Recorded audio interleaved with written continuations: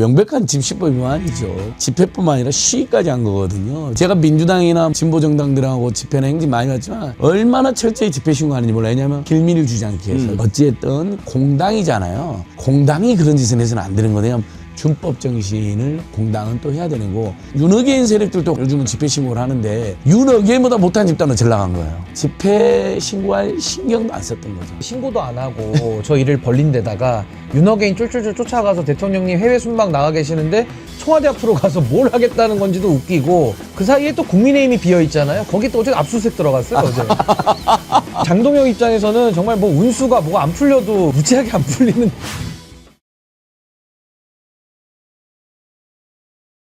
참 이럴 때 국힘 하는 거 보면은 더 한심하고 좀 짜증나고 좀 밉고 그렇죠. 지금 이제 국힘당은 자기들이 뭐를 어떻게 못하니까 자꾸 말도 안 되는 쪽으로 방향을 잡고 가지 않습니까? 그러면서 뭐 사법개혁 반대하는 것이 주 목적인지, 아니면 또 대구 경북 통합을 해달라고 하는 것이 목적인지 뭐가 뭔지를 모르겠어요. 그런데 어제는 또 뭐 좀 짜도 제대로 짜야지, 국회에서 청와대까지 도보 시위를 하겠다고 했는데 뭐 집회 허가도 신고도 제대로 안 했나 봐요. 그러니까 뭘 준비도 못하고, 그리고 청와대 가려면 대통령이 있을 때 가는 것이 좀 맞지 않겠습니까? 대통령은 지금 동남아 순방 가서 청와대에도 없는데 거기를 가서 또 들으면은 뭐라고 할 겁니까? 그러면서 장동혁은 집도 비우고 그러던데, 아니 순방 나간 거를 집을 비웠다고 얘기합니까? 어제 그 꼬라지를 보니까 아무것도 준비를 안 해가지고 이제 윤어게인 세력들이 준비한 거 있지 않습니까? 그자들이 이렇게 한 거를 졸졸졸 따라가요. 그걸 보면서 정말 이거야말로 상징적인 장면이다. 너네는 윤어게인 세력 꼬리 잡고 가는 그것들에 불과하구나. 부족한 것들, 그런 생각 나더라고요.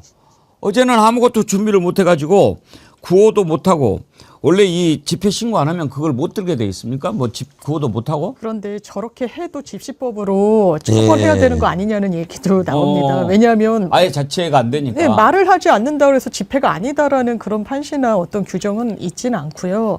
피켓팅을 하면서 구호만 외치지 않고 어떤 언사만 하지 않았을 뿐이지 어떤 의도로 이렇게 행진을 하고 집단적으로 모여 있는지는 너무나 명확했기 때문에 이것도 아마 어느 단체 등에서는 집시법 위반으로 고발하지 않을까라는 생각도. 국힘당만 고발하는 분들이 계십니다. 그렇습니다. 명백한 집시법 위반이죠. 뭐 구호하고 피켓 안 해치면 집회가 아닌 게 됩니까? 그건 이제 집회 양상을 뚜렷하게 할 때 구호하고 피켓을 법원에서도 가끔 이렇게 미신고 집회를 할 때 하는데, 저건 본인들이 집회를 하고 행진한다고 위력을 보여줬다고 해서 집회뿐만 아니라 시위까지 한 거거든요. 저건 명백한 집회 위반이죠. 제가 민주당이나 뭐 우리 진보정당들하고 집회나 행진 많이 했지만 얼마나 철저히 집회 신고하는지 몰라요. 왜냐하면 빌미를 주지 않기 위해서. 그리고 어찌됐든 공당이잖아요. 제야 시민단체들은 가끔 긴급하게 기습 시위도 하지만 공당이 그런 짓을 해서는 안 되는 거예요. 준법 정신을 공당은 또 해야 되는 거고, 제야의 시민단체가 정말 어쩔 수 없는 사정으로 기습시하는 것도 그 사정이 있는 건데, 그러니까 결국은 윤어게인보다 못한 윤어게인 세력들도 요즘은 집회 신고를 하는데, 윤어게인 졸졸 따라다니는 꼬라지라 했는데 윤어게인보다 못한 집단으로 잘 나간 거예요. 집회 신고할 신경도 안 썼던 거죠. 근데 어제 되게 코미디 같은 상황인 게, 집회 시위 그 신고도 안 하고 저 일을 벌린 데다가 윤어게인 쫄쫄쫄 쫓아가서 대통령님 해외 순방 나가 계시는데 청와대 앞으로 가서 뭘 하겠다는 건지도 웃기고, 그 사이에 또 국민의힘이 비어 있잖아요. 거기 또 어제 압수수색 들어갔어요, 어제. 그러니까 이건 뭐 어제 그냥 장동영 입장에서는 정말 뭐 운수가 뭐가 안 풀려도 무지하게 안 풀리는. 그러니까 빈집 갔다가 빈집털이 당했다, 이런 어제 얘기 압수수색으로 나오더라고요. 합수본에서 그 신천지 관련돼서. 그러니까 참 장동혁 대표가 참 그 능력 없이 감투만 써가지고 얼마나 지금 저 갈 바를 알지 못하고 저렇게 우왕좌왕하는지가 아주 코미디 같은 그런 장면이었습니다. 몽돌님이 한마디로 정리해 주셨네요. 바보들의 행진이죠. 정말 그렇죠. 어제 그 바보들 행진 모습 한번 보십시다. 집중하세요. 집중. 조용. 오늘 이 집회가 집회 이게 신고가 되지 않아서 구호를 하거나 지금 이렇게 일정한 행위를 하게 되면 저희가 피켓도 못 들고 있습니다. 대래 지금 국민의힘에 법적 문제를 일으킬 수 있기 때문에 여러분들께서 협조해 주시면 감사하겠고요. 해주실 수 있죠?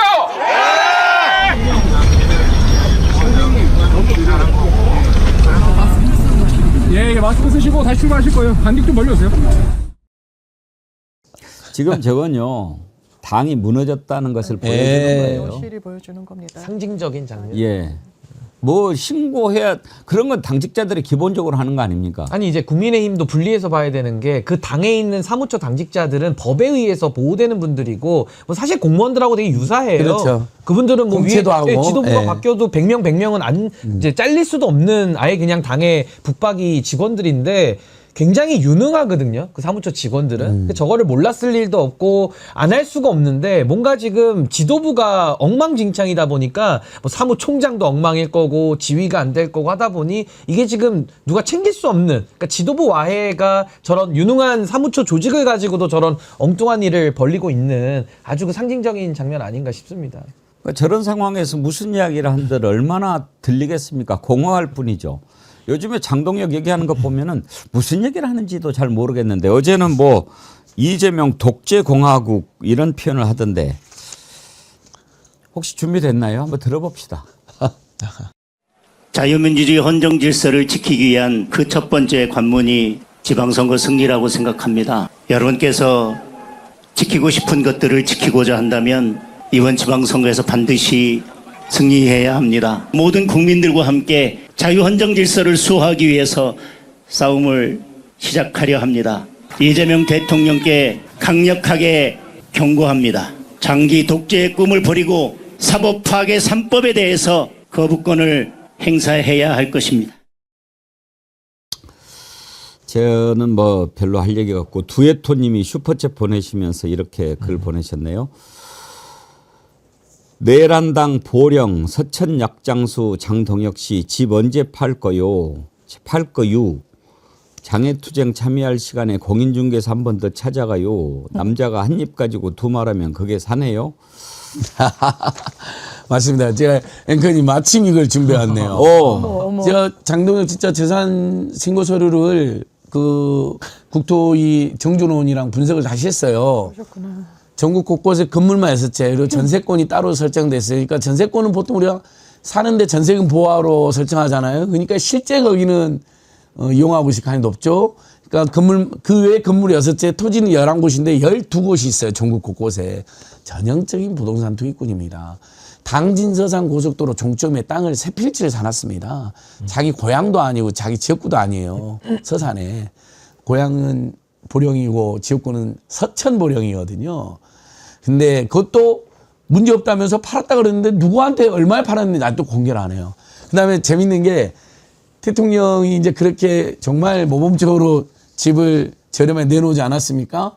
근데 본인이 6채 팔아야 되는데 겨우 내놓은 게 여기 우리 백운기 TV 옆옆에 아크로폴리스 오피스텔이 장동혁이 소유하고 있는데 한 2억, 그래요? 2억인데 그걸 내놨다는 네, 그걸 거예요? 내놓은 그건 원래 투기 목적으로 산 거예요. 살지도 않는 집이에요. 비어 있어요. 제가 다 물어봤죠. 제가 의정 활동 때문에 산다고 본인은 그거 설명하던. 그러니까 그렇게 이야기했는데 집이 구로에 아파트가 있지 않습니까? 집이 있었어. 그리고 의원실이 있고요. 당대표실이 어마어마하게 넓어요. 그러니까 이 서울 국회 주변에만 3개의 공간이 있는 거예요. 당사까지 있으니까 4개. 네, 당사까지 하면 4개가 있어요. 그리고 아크로폴리스 오피스텔 왜 샀느냐 이제 제 민생경제도 있기 때문에 제가 다 거기가 좀 낡았거든요. 나중에 재건축하면 큰 이득이 날 수 있는 곳입니다. 아크로폴리스 오피스텔이. 이 여의도 일대에서는 가장 저렴한 곳이에요. 그러니까 저렴하게 저는 투기 목적으로 산다가 걸린 거죠. 근데 거기서 이용할 수가 없잖아요. 구로, 당사, 당대표실, 의원실까지 4개가 있으니까. 그러니까 어차피 이거 언제 재건축할지 모르니까 결국 또 국민들이 너 투기 목적으로 6채 갖고 오니까 내놨는데 손해보기 싫어가지고 대통령처럼 저렴하게 안 내놓은 것 같아요. 안 팔려요. 그러니까요. 누가 사겠어요? 그러니까요. 바로 옆입니다. 예. 아니, 그러니까 장동혁의 말에 어폐가 있는 게 자유민주주의를 수호하고 장기 독재를 막으려면 윤 어게인이 아니라 윤석열하고 싸워야 될 거 아니에요. 그렇죠. 그때 윤석열이랑. 근데 윤석열은 또 어게인을 외치면서 뭐 장기 독재와 싸워야 되고 뭐 헌정질서를 수호하겠다. 이게 얼마나 뭐 공허함을 넘어서서 이거 뭐 좌뇌 우뇌가 따로 노나? 이런 생각이 들 정도로 엉뚱한 얘기를 지금 하고 있기 때문에 진짜 뭐 장동혁 대표는 왜 정치하는지 정말 국민들이 이제는 그 근본에 대해서 더 문제를 삼을 수밖에 없는 거 아닌가 싶습니다. 대통령 SNS에 대응안이라고 뭐 본인이 과로살 지경이라는 이상한 거짓말까지 했잖아요. 유머도 아니고 거짓말. 당직자들 사이에서도 장동혁은 영이 전혀 안 쓴다고 들었습니다. 너무 왔다 갔다 하고 이상한 그 명절 때 그 최소한의 성의도 없잖아요. 2022년 사진을 올려놓고 불효자는 옵니다. 갔는지조차 의심되는 사진을 당직자들이 얼마나 웃기겠어요. 사진이라도 2026년 사진이라도 찍어서 올리는 그런 성의조차가 없는 거예요. 그런 참모조차가 없는 거예요. 그러니까 당직자들도 장동이 다 우스운 거죠. 그러니까 아마 집신고 빨리 해야 됩니다 하는 분도 있었는데 그런 분들이 알면서도 안 해버렸을 수도 있어요. 어제 니들 한번 당해봐라. 예, 대통령도 없는 청와대 가가지고 뭐 그렇게 쇼를 했는데 이우리님 신동욱이 미친 것이 대통령이 여행 갔다고 했지요. 그런 표현을 썼나요? 야. 만약에 그랬다면 이건 정신 나간 자입니다. 대통령이 요즘에 해외 순방하는 거 보면 기자들이 죽을 지경이에요. 한 번씩 이렇게 나가면 당최 쉬는 일정 없이 그냥 돌아다니니까 신동욱 기자는 옛날 윤석열 돌아다니는 걸 보고 뭐 대통령이 해외 순방 가면 그리고 이제는 한번 취재라도 나가봤는지 모르겠어요. 뭐 앵커 한다고 안에만 앉아 있었지 기본이 안 돼 있는 얘기를 하는 거예요. 여행이 뭡니까 여행이. 지금 왜 싱가포르 필리핀인가 이것도 궁금해하는 분들이 많은데 하도 전쟁 때문에 지금 이슈들이 그쪽으로 몰려서 제대로 못 짚었습니다만 우리가 이것도 한번 좀 깊이 있게 다뤄봐야 합니다. 대통령이 외국에 나가면은 어떤 일 때문에 나가는가 매우 궁금하잖아요. 이제 영상이라고 하는 것도 대통령 극진하게 모시는 것, 대접하는 거 이렇게만 이제 치우쳐서 하는데 물론 우리나라 대통령이 외국에 나가서 정상들한테 국빈 대접받고 이러는 거 보기 좋지요. 김혜경 여사의 단아한 모습만 보고 있어도 마음이 좋아지지 않습니까? 그러나 이제 더 중요한 것은 어떤 성과냐. 이번에 싱가포르, 필리핀 두 군데를 갔는데요. 이건 매우 중요한 의미가 있어요. 먼저 싱가포르는 아시아 디지털 리더십을 확보하는 차원에서 싱가포르 방문은 매우 의미가 있습니다. 싱가포르 하면 세계적인 금융 물류 허브 아니겠습니까? 그런데 여기에 한국의 IT 기술을 결합해 가지고 아시아 AI 수도를 구축한다. 이런 전략적인 포석이 담겨 있는 방문이 올시다. 여기에 필리핀은 에너지 자원 공급망을 다변화하는 겁니다. 원전 수출에 물꼬도 트고 특히 전기차 배터리 핵심인 니켈 광물 자원이 필리핀에 있거든요. 이것도 확보하고 이래서 공급망을 편성하려고 하는 그런 실리 중심의 외교 행보인데 이런 것에 대해서 지금 어떻게 해서든지 우리가 한번 노력해서 뚫어보자라고 하는데 이걸 여행이다?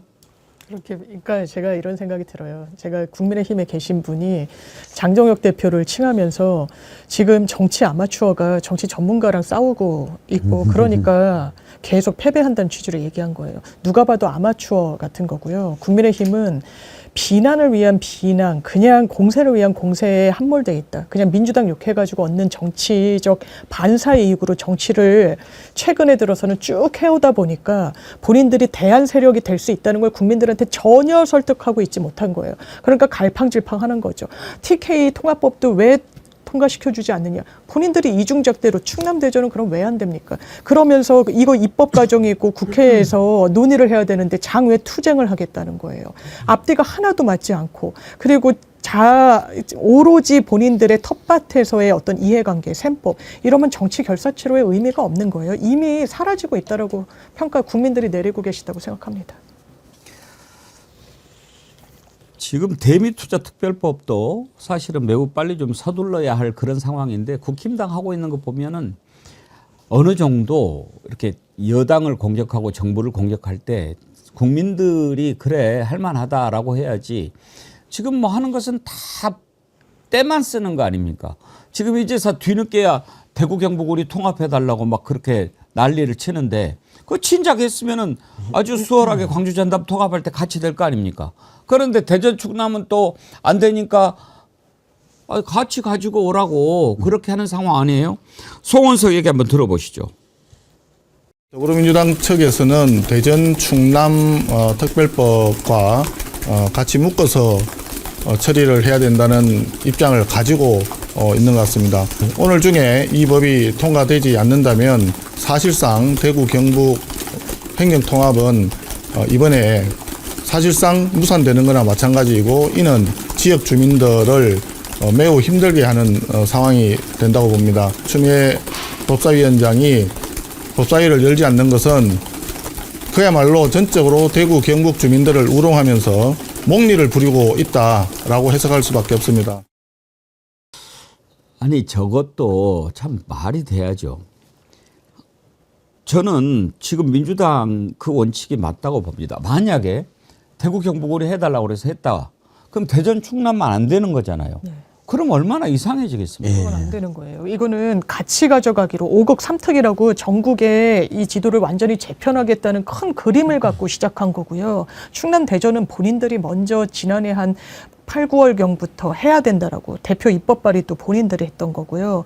TK 통합과 관련해서도 저희는 민주당의 입장은 정확하게 가져오라는 거예요. 지금도 경북 도의회 뭐 여러 군데에서 의견이 일치하지 않고 있는 부분이 있다라는 거예요. 그러면 나중에 막 통과시키면 졸속이다 뭐다 그 후폭풍을 어떻게 감당하겠습니까? 정교하고 정말 가능하도록 하는 그 안을 거기 다 구성원들이 국민의힘 소속이니까 그 안을 보여달라는 거예요. 그래서 논의를 하자는 건데 안 되면 민주당 탓. 이번에 데드라인이니까 안 되면 우리는 모르겠다라는 무책임한 그런 어떻게 보면 선동이 어디 있습니까? 그러니까 5년간 20조를 지원해주고 서울특별시에 준하는 심지어는 서울특별시보다 더한 지위를 얻을 수도 있는 걸 스스로 걷어차는 자들이 어디 있습니까?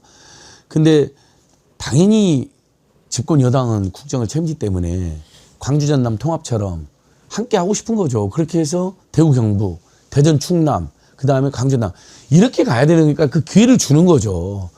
근데 사실 원칙적으로 주민투표를 해야 될 사안이거든요. 이런 정도의 어마어마한 통합은.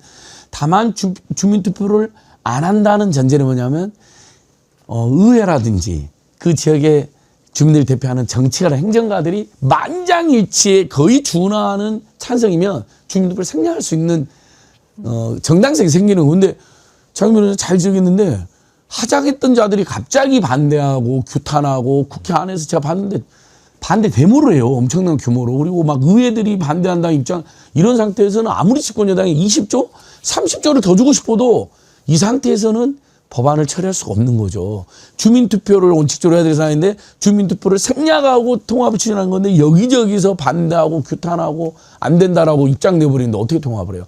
그것을 빨리 정리하고 안 하는 건데 정리 안 하고 극우 세력이랑 집회신고도 안 하고 불법 행위를 하고 자빠져 있으니 그게 지금 국힘당이. 아니 근데 이제 저는 이게 지역민들의 피해도 말로 다 할 수가 없는 거고 더 중요한 건 대한민국의 이 수도권에 집중된 현상을 해소하기 위해서 이제 지방주도 성장 나오고 행정구역 개편은 그 뼈대를 만드는 거거든요. 그래서 5급 3특 체제로 가자라고 이미 다 이야기가 된 것이고 또 국민의힘도 과거에는 뭐 대전 충남도 각자 지자체장들이 국민의힘 소속인데 자기들이 하자 그랬어요. 그 TK 쪽에서도 우왕좌왕하면서 본인들 스스로 입장 정리를 못 해가지고 오락가락하면서 여기까지 안 된 건데 대한민국 전체가 피해를 본다는 겁니다. 그러니까 전 여기에 대해서는 정말 이거는 정치를 이용해서 본인들의 어떤 이익을 극대화하기 위한 볼모 정치, 인질 정치를 지금 하고 있고 더 비난 가능성이 높은 것은 아니 거기에 대한 왜 책임을 갑자기 또 민주당이나 정부에다가 또 돌리는 이 진짜 사람의 탈을 쓰고 이거 동물만도 못한 행동을 하면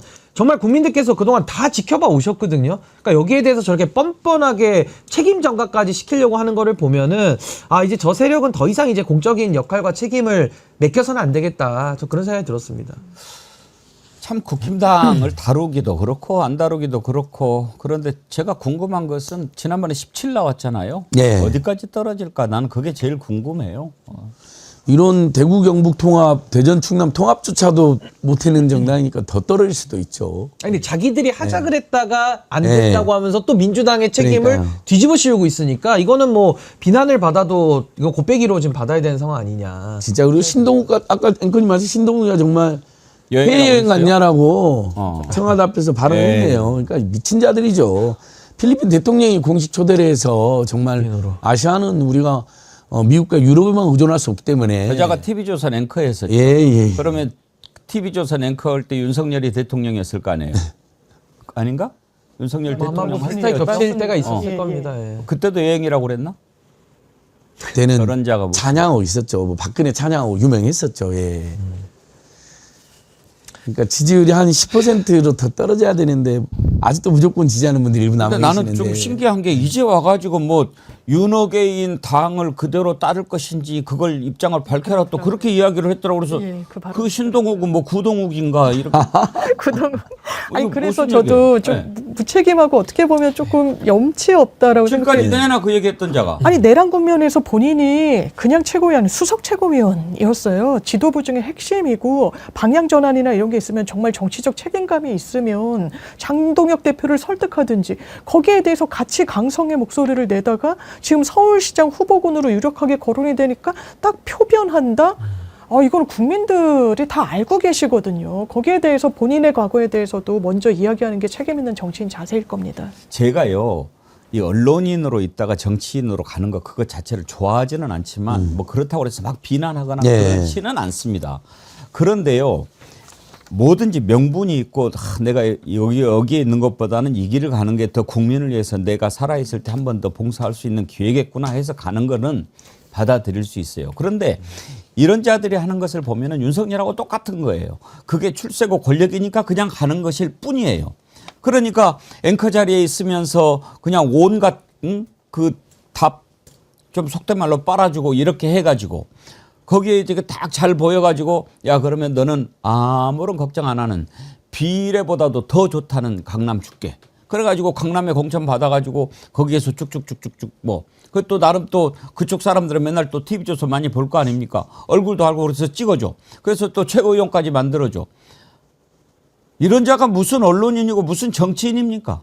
그러니까 출세 지향적 정치꾼이죠, 사실은. 그러니까 언론인의 탈을 쓰고도 사실은 뭐 정치 행위를 했다고 볼 수밖에 없는 상황이고 뭐 그 이후에도 정치 행보를 보면 평가할 게 하나도 없잖아요. 오로지 지금 본인들의 이익만을 위해서 지금도 저렇게 엉뚱한 얘기까지 하면서 나라를 두동강 내고 있기 때문에 저런 세력들은 이제는 더 이상 이 반정치 세력으로 규정을 해서 전 더 이상 이제 국민들의 이런 공적인 권한을 대신할 수 없게 만들어야 된다. 지금도 국민의힘이 이 방해하는 이 국정 회방의 모습을 보십시오. 이게 가당키나 한 얘기가 있습니까? 받아들일 얘기가 하나라도 있습니까? 아니 윤 어게인이라는 구호 자체부터도 아니 시작 첫 단추도 잘못 깨고 있잖아요. 내란범을 아직까지 어게인이라는 말을 쓰면서 동조하는 사람들이 어떻게 민주주의 국가에서 민주정치를 합니까? 근본이 잘못된 거죠 지금. 신동욱 뭐 2023년까지 TV조선 뉴스 총괄 상무 프로듀서를 했으니까 그때 이제 TV조선 윤석열을 아주 그냥 찬양할 때 최고 책임자죠. 세게 찬양할 때. 그래서 그걸로 2024년 강남 이제 정말 뭐 그냥 무조건 된다는 국회의원이 된 거죠. 배치 받은 거죠. 이 인간이 원래 SBS 앵커인가요? SBS에 하다가 출신이죠. SBS 있을 때 노무현 대통령 논두렁식에 보도했던 맞습니다. 놈 예. 임 여사님이 그걸 보냈어요. 예. 그거예요. 이거 맞습니다. 역시. 그것도 그때 팩트입니다. 예. 저런 자는요. 저는 만나면 네가 기자냐 그렇게 물어보죠. 앵커님 속이 다 시원합니다. 고빈나님 지난번 공치모 방송 때 서운한 소리에서 죄송해서 커피값 보내드립니다. 어찌됐든 앵커님 방송을 항상 응원합니다. 감사합니다 하면서 슈퍼챗 보내주셨는데 그러셨어요? 감사드립니다. 다음으로 넘어가지요. 사실 이란 전쟁 아니었으면 이게 지금 가장 큰 이슈가 됐을 겁니다. 사법개혁. 예. 너무나 중요한 문제 아니겠습니까? 그리고 사법개혁은 제가 여러 번 말씀드리지만 완결이 아니라 시작에 불과합니다. 이제 바꿔야 할 것들이 하나둘이 아닙니다. 그런데 계속되는 판결들을 보면은 야, 이거 정말 이거 나라가 어떻게 되려고 하느냐. 그런데도 이제 조의대는 뭐 국민 피해가 우려되는 여건이 있다 이 소리를 하지 않습니까? 오늘 아침에 박수현 대변인이 아주 속 시원한 글을 올렸더라고요. 이제 조의대가 사법개혁에 대해서 갑작스러운 대변혁이 국민에게 도움이 되느냐 뭐 이렇게 얘기하니까 하도 역겨워서 내가 당신한테 물어본다. 국민이 입혀준 법복 입고 헌법과 법률 뒤에 숨으면 썩은 냄새까지 사라지는 줄 아냐. 지귀현 판사가 수십 년간 날로 계산한 구속기간을 시로 계산해서 내란 우두머리 윤석열을 갑작스럽게 석방시킨 것은 국민한테 도움이 되는 일이었냐? 왜 이 사례는 대한민국 국민 중에 윤석열 단 1인한테만 적용한 거냐? 그 이후에 다른 국민에게도 그렇게 적용했느냐? 왜 여기에 대해서는 한마디도 하지 않느냐? 사법기관은 어떠한 경우에도 헌법이 부과한 사명을 다하겠다고 밝혔다. 그래? 그러면 귀하가 이재명 대통령 재판을 번갯불에 콩 구워 먹듯 거의 최초로 파기환송한 일은 헌법이 부과한 사명을 다하기 위해서 한 일이었냐? 부끄럽지 않은가? 박수현 수석 대변인이 아주 이렇게 세게 말하는 스타일이 아닌데 아주 세게 얘기를 했어요. 그러니까 저도 이 글을 보고 놀란 게 평소에 되게 온건하고 온화하신 분이잖아요. 성정이 실제로 그렇고. 그러니까 더 말에 힘이 실린다는 인상을 강하게 받고 지금의 사법부 내란 국면에서 단 하루도 조의대 사법부는 국민과 함께 있지 않았습니다. 오히려 주권자의 권한을 침탈하려고 했죠. 이재명 당시 대표에 대한 사건 파기환송심 설명되지 않습니다. 그러니까 천대엽 법원행정처장도 말을 바꾸면서 국회에서 오락가락 해명을 내놨잖아요. 그걸 국민들한테 어떻게 할 겁니까? 사법부는요, 국민 아래에 있는 겁니다. 국민 위에 있는 조직이 아니에요. 착각하지 마십시오. 그런데 이런 부분과 관련해서 지금껏 본인들한테 불리하면 함구하다가 사법 신뢰가 대한민국에 받고 있다라고 어깃장을 넣으면서 개혁을 비토 넣으려고 한다?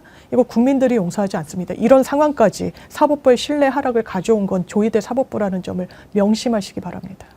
조의대는 당장 그만둬야 합니다. 지금 저기에 앉아 있어서도 안 되는 자입니다. 아니, 우리 말씀하시죠. 법원 노조가 이게 전국 공무원 노조가 아주 큰 조직이거든요. 조합원이 10만 명인데 그중에 법원 노조 굉장히 규모가 커요. 법원의 공무원들이 아주 많잖아요. 이제 우리 두 분 변호사님 있으시지만 판사들보다 훨씬 공무원들이 많거든요. 얼마나 많은 서류와 일을 이분들이 와 대법원이나 대법관들은 악의적으로 국민의 정선택을 빼앗아냈다. 희귀한 법 해석으로 내란 우두를 풀어주며 생중계된 선고 재판에서 내란 우두머리가 물리를 행사를 자제시켰다는 사실과 다른 양형사를 엎드렸다. 그리고 법무장관 내란 주요 인사에 대한 영장을 무더기 기각하는 국민정서 시대정신 어긋나는 국민의 인내시 바닥에 나왔다. 이렇게 해서 법원에 대한 불신이 그에 달했으니 즉각 조의되는 결정에 사퇴해라. 네가 대통령 제거를 하다가 실패하지 않았느냐. 그때 사퇴했어야 된다면서 또 사퇴声明을 냈어요. 이 법원 노조가 하니까 굉장히 국민들 정서를 잘 읽고 있는 건데 예. 아니 자기 직원 수천 명이 있는 노동조합에서 이렇게 강도 높은 성명이 나온 경우가 없거든요. 사퇴해야죠. 근데 저는 조의대 같은 경우는 그 희대의 정치 개입, 네. 선거 개입을 했고 이 정치적 중립 의무 위반은요. 판사뿐만 아니라 일반 행정직 공무원도 안 되는 일이에요. 징계받습니다. 그렇죠. 근데 그걸 지금 대법원장이 했다라는 의혹에 아무 말도 안 하고 있으니까 뭐 아무 말 안 하는 건 좋아요. 그럼 그 자리에서 내려와야죠. 말을 안 하는 대신에. 근데 그걸 아무 말도 안 하면서 자리만 지키겠다라고 하니까 이제 국민들이 화가 나시는 거고. 그리고 지기현 재판장의 희귀의 정치 판결. 그게 아까 박수현 대변인 이야기했던 날로 돼 있는 법문을 시간으로 바꿔서 윤석열에게만 적용해서 특혜를 주고 지금은 안 지키고 있는 거 아닙니까? 이거 국민들이 뻔히 아는데 지기현이도 답을 안 하고 그 감독자인 조의대도 말을 안 하고 그러면 그런 사법부를 어떻게 믿어줍니까? 그러니까 본인들이 국민을 지금 팔아가지고 사법개혁에 저항을 한다? 왜 국민들을 또 이용하고 팔아먹습니까? 국민들의 피해를 그렇게 걱정했으면은 내란의 밤에 국민들 뛰어나왔을 때 본인들도 뛰어나왔어야죠. 안 나왔잖아요, 자기들은. 그 119 법원 테러 났을 때 조의대가 서부지법 현장에 갔습니까? 가지도 않았잖아요. 그 국민들이 다 보고 있는데 어디 뻔뻔하게 지금까지도 직을 유지하고 본인의 사리사욕을 위해서 그 자리를 갖다 씁니까? 대한민국 의전서열 3입니다. 대법원장이면 사법부의 수장입니다. 저는 그 자리에 맞지 않는 조의대가 그 자리에 있기 때문에 이 퍼즐이 안 맞는 거고요. 더 근본적으로는 윤석열이 임명한 내란 인사입니다. 윤석열이 파면당했으면 어디 그 자리에 하루라도 더 있을 수 있습니까, 본인이. 저는 이 깨어진 꽃병에다가는 꽃을 담을 수가 없는 거예요. 저는 이 용도 폐기해야 된다고 봅니다. 표현이 너무 좋네요. 네. 깨어진 꽃병에 꽃이 꽂을 수 오늘 없다. 좋아요. 헌법 뒤에 숨으면 썩은 냄새 네. 사라지냐. 이만큼 좋아요. 예, 너무. 갑작스러운 대변혁이 국민에게 도움이 되냐고 조이대가 물었는데요. 도움되지. 근데 그것보다 더 도움되는 거는 너의 갑작스러운 사퇴야. 방 빼야 돼요, 방을 빨리. 예. 지난번에 제가 황창현 신부님 얘기 한번 했지요. 그 아주 재미있게 강론도 잘하시는 신부님이 나 이제 앞으로 조이대 얘기 좀 할 거야 라고 예고를 하셨어요. 그 쇼츠 못 보셨나요? 한번 보여드릴게요. 보겠습니다. 아 그래요? 준비 좀 해주세요. 그 전에 그러면 네. 오늘 아침에도 정청래 대표가 빨리 물러나라 존말할 때 그렇게 얘기를 했는데 들어보시죠. 황당한 것은 조이대 대법원장의 뒷북입니다. 갑작스러운 개혁과 변혁이 국민에게 도움이 되는지 숙고해 달라고 합니다. 지금 사법개혁에 대한 저항군 우두머리 역할을 하는 것입니까? 사법개혁 이 3법에 대해서 그동안 얼마나 많은 국민들이 염원했고 국민들이 얼마나 많은 지지를 받고 있는지 진정 모르십니까?